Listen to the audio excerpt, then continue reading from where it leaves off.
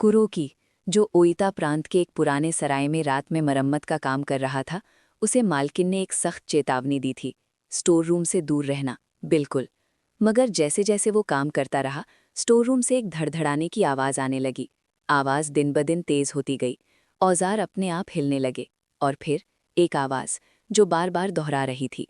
एक अजीब चेतावनी, जो उसके दादाजी की डायरी में लिखी थी। वो चीज़ उसे ले जाती है जो अकेला रह जाता है। इसका क्या मतलब है?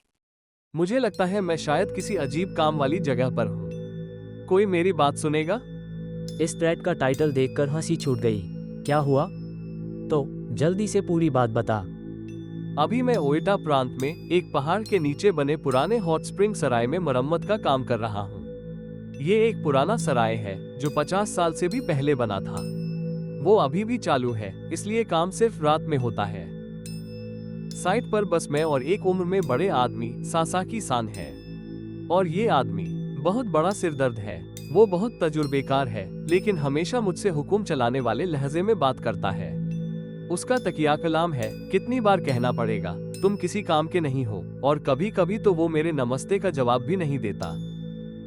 अरे, दो लोगों के काम में तो ये बहुत मुश्किल होगा। उससे बचने का कोई रास्ता भी नहीं। ये तो सीधे सीधे पावर हैरेसमेंट है। तो अब असली बात पर आता हूँ। सराय की बिल्डिंग में अंदर की तरफ एक पुराना स्टोर रूम है। पहले ही दिन मालकिन ने मुझसे कहा था, बस उस स्टोर रूम के पास मत जाना। बिल्कुल नहीं, ये बात तो ठीक है, लेकिन एक चीज है जो मुझे परेशान कर रही है।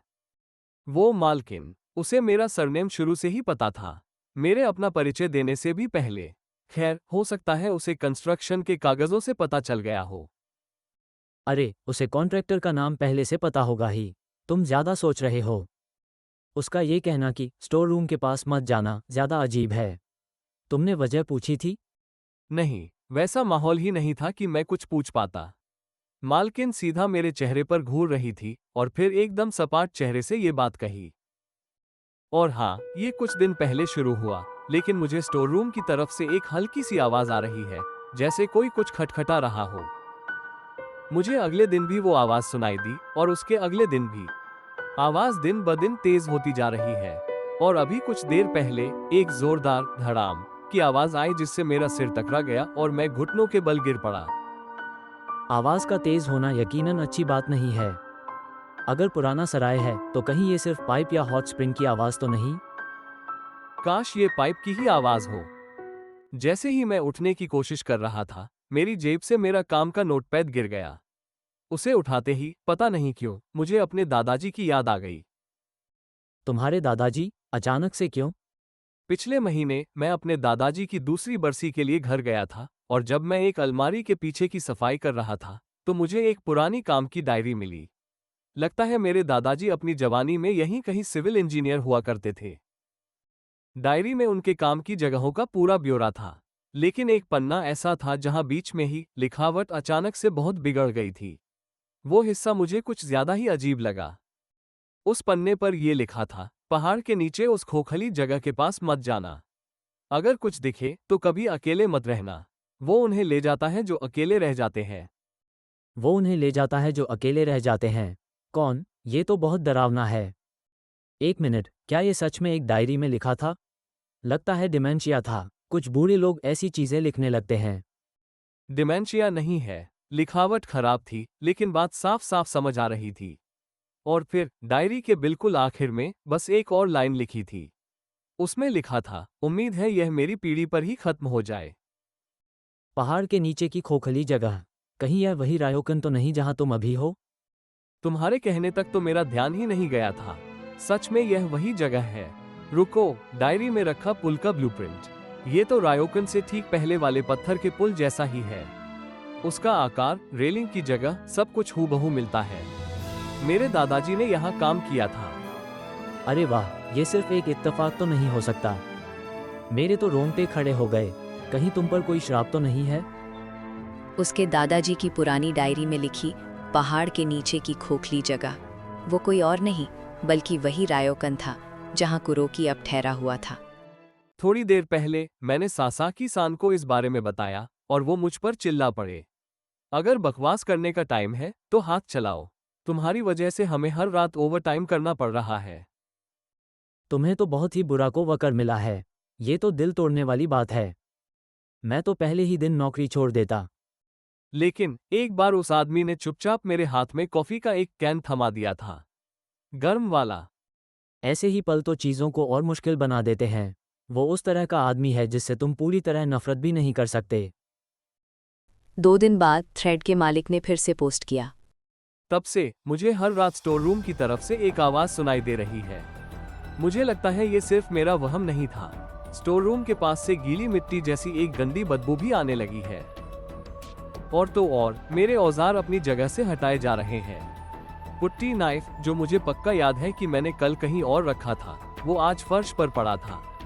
मैंने सासाकी सान से इस बारे में पूछा तो उन्होंने बस इतना कहा, मुझे क्या पता। सिर्फ एक पुट्टी नाइफ गिरने पर इतना हंगामा मत करो। शायद किसी वाइब्रेशन से गिर गया होगा। ये तो धीरे धीरे और बिगड़ता जा रहा है। गड़बड़ है। स्टोर रूम का दरवाजा थोड़ा सा खुला है, लेकिन कल तो वो बंद था। हे भगवान! सुन, ज्यादा पास मत जा। मालकिन ने दूर रहने को कहा था, है ना? इसका मतलब वो अंदर से खुला है ना? भागो, थ्रेड के मालिक। मैं भाग नहीं सकता। अगर मैं यहाँ से गया तो पता नहीं सासाकी सान मेरा क्या करेंगे। डेडलाइन पहले से ही बहुत नज़दीक है, और अगर मैंने अभी ये साइट छोड़ी तो इस इंडस्ट्री में मुझे दोबारा कभी काम नहीं मिलेगा। खटखटाने की आवाज़ बंद हो गई है। अब एक कराहने की आवाज़ आ रही है, बहुत धीमी और टूटी फूटी सी, और ऐसा लग रहा है जैसे कोई कह रहा है, दो हराता है, दो हराता है। दोहराता है? क्या दोहराता है? ये कुछ ज्यादा ही अजीब है। मैं अभी ब्रेक पर हूँ। 7-Eleven से खरीदा हुआ एक मीठा बन खा रहा हूँ। सच कहूँ तो मुझे समझ नहीं आ रहा कि जो मैंने अभी सुना वो असली था या बस मेरे दिमाग का फितूर। सासाकी का मूड जरूर खराब है, क्योंकि वो सारा गुस्सा मुझ पर निकाल रहा है। अभी थोड़ी देर पहले उसने कहा, मुझे हमेशा से पता था कि तुम निकम्मे हो, पर ये नहीं सोचा था कि इतने ज्यादा। और जरा सोचो मुझ पर क्या बीत रही होगी जब तुम्हारे जैसे किसी के साथ अकेले इस साइट पर काम करना पड़ रहा है। मेरी बस हो गई है। सच में। ब्रेक खत्म हुआ, मैं साइट पर वापस आया और मेरी पुट्टी नाइफ गायब है। अभी 1 मिनट पहले तो यहीं रखी थी। हैं? धत तेरी की, मेरी पुट्टी नाइफ स्टोर रूम के दरवाजे के पास जमीन पर पड़ी है। वो वहां क्या कर रही है? सुन, वो तुम्हें पक्का बुला रहा है। तुम्हारे पास कोई दूसरी पुट्टी नाइफ नहीं है क्या? नहीं है, मैं अभी सिर्फ एक ट्रेनी हूँ। सासाकी से मांगने का तो सवाल ही नहीं उठता। मैं सोचना भी नहीं चाहता कि वो क्या क्या सुनाएगा। स्टोर रूम से कोई आवाज आ रही है क्या? कुछ सुनाई नहीं दे रहा। भाड़ में जाए सब। मैं उसे लेने जा रहा हूँ। मैं फिर से पोस्ट करूंगा। ऐसा मत करो, मालकिन ने मना किया था ना। खटखटाने की आवाज़ कराह में बदल गई और औजार गायब हो गए, मानो उसे स्टोर रूम के दरवाजे तक बुला रहे हों। काम की जगह पर उसके रिश्ते टूटने की कगार पर पहुंच चुके थे, और आखिरकार थ्रेड के मालिक ने स्टोर रूम जाने का फैसला कर ही लिया। अरे थ्रेड के मालिक, जवाब दो, तुमने पोस्ट करना बंद कर दिया है। सच में, उसने कुछ भी पोस्ट नहीं किया। हो ही नहीं सकता। मैं जिंदा हूँ। फिलहाल मैं जिंदा हूँ। मैं सराय से दूर एक गली में हूँ। मेरे हाथ कांप रहे हैं, इसलिए मैं ठीक से टाइप नहीं कर पा रहा। मैं लिखता हूँ कि क्या हुआ। थ्रेड के मालिक, तुम जिंदा हो। लगभग 1 घंटे से तुम्हारी कोई खबर नहीं थी। मैं सच में सोच रहा था कि पुलिस को फोन करूं या नहीं। मैंने स्टोर रूम के दरवाजे पर पड़ा पुट्टी नाइफ उठाया। उसी पल मुझे अंदर का थोड़ा सा हिस्सा दिखा। जब मैंने अंदर टॉर्च मारी तो पीछे की तरफ कुछ था। वो दीवार की तरफ मुंह करके खड़ा था। पहले तो मुझे लगा कि वो कोई इंसान है। वो धीरे धीरे पलटा। वो इंसान नहीं था। एक ही शरीर पर 4-5 सिर थे। सबके चेहरे अलग अलग थे। बूढ़े, सड़ते हुए चेहरे, दर्द से तड़पते चेहरे, खुले मुंह के साथ जमे हुए चेहरे। वो सब मुझे ही देख रहे थे। उनमें से एक से मेरी नजरें मिली, ऐसा लगा।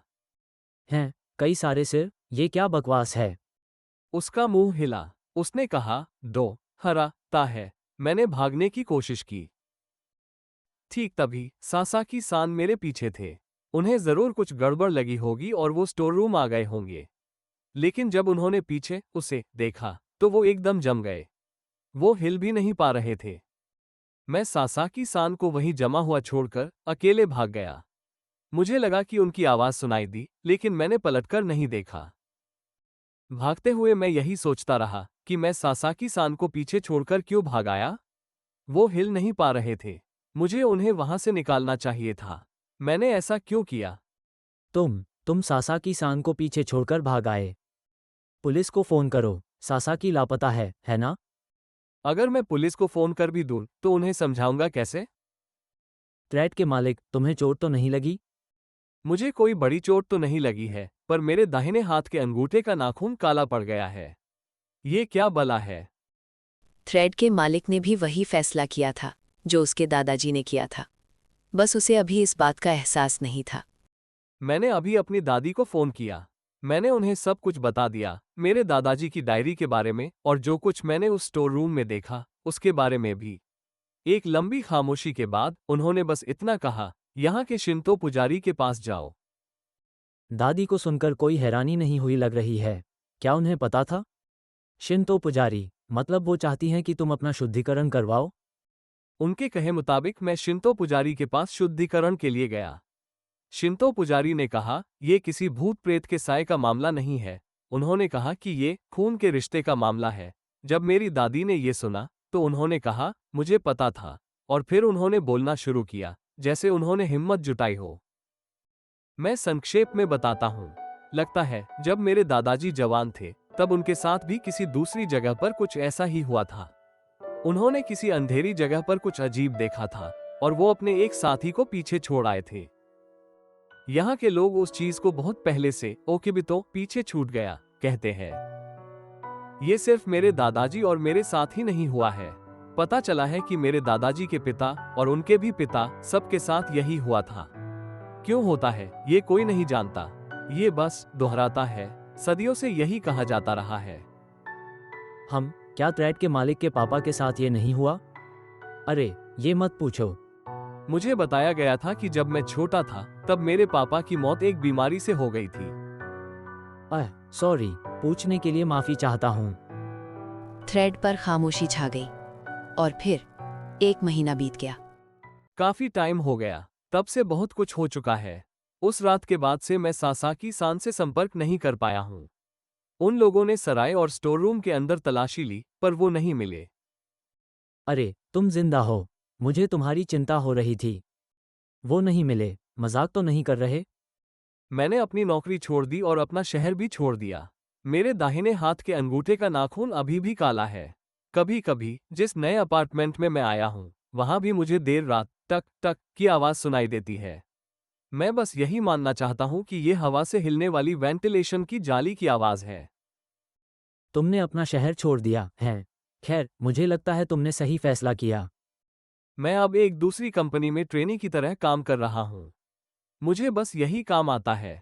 हर सुबह जब भी मैं कॉफी का कैन पीता हूँ मुझे सासाकी सान की याद आ ही जाती है। तुम्हारा नाखून अभी भी काला है। उसके लिए अस्पताल गए थे क्या? और उस रयोकान के कंस्ट्रक्शन का क्या हुआ?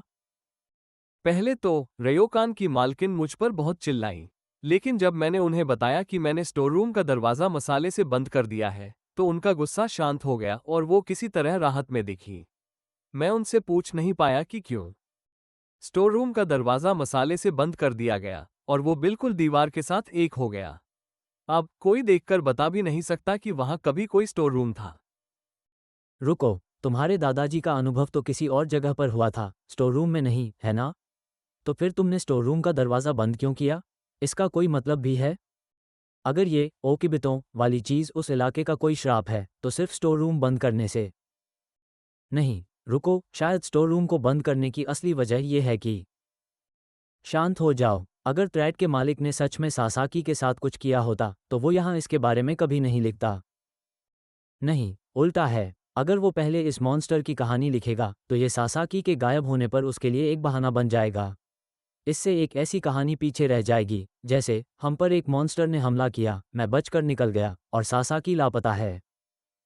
किसी को समझ आया कि उस मालकिन ने शुरू में ही ये क्यों कहा था कि स्टोर रूम के पास बिल्कुल मत जाना? 1 मिनट, जब तुमने कहा कि तुमने सुना है कि वो बीमारी से मर गया, क्या वो सच में कोई बीमारी थी? तुमने ये किससे सुना? अरे ट्रैड के मालिक, हमें जवाब दो।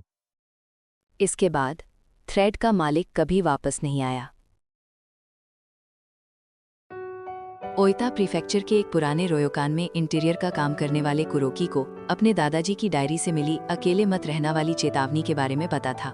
इसके बावजूद वो मालकिन के मना किए हुए स्टोर रूम में घुस जाता है और उसका सामना एक भयानक जीव से होता है। घबराहट में कुरोकी अपने इकलौते साथी सासाकी को पीछे छोड़कर भाग जाता है। तब उसकी दादी उसे सच बताती हैं। उसके दादा और परदादा ने भी ठीक इसी तरह किसी को पीछे छोड़ दिया था। इस जमीन पर इसे ओकीबितो कहते हैं। सासाकी आज तक नहीं मिला है। स्टोर रूम को सील कर दिया गया, उसका दरवाजा पूरी तरह से मिटा दिया गया, लेकिन आज तक कुरोकी को वो आवाज अब भी सुनाई देती है।